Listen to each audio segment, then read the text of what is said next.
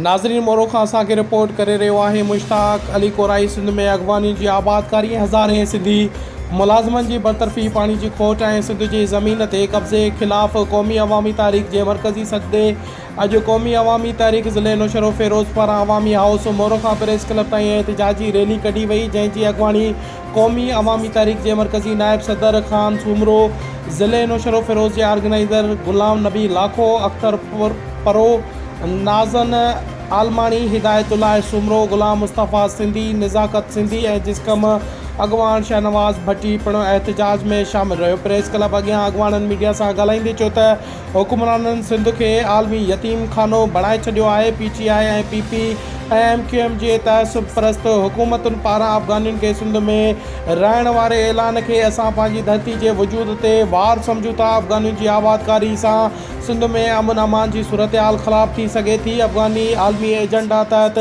दुनिया जे अमन अमान में खलल विझी रहिया आहिनि। अफ़सोस जो पाकिस्तान जा हुकुमरान उन्हनि खे रोकण बदिरां सिंध में रहण जी तयारी करे रहिया आहिनि।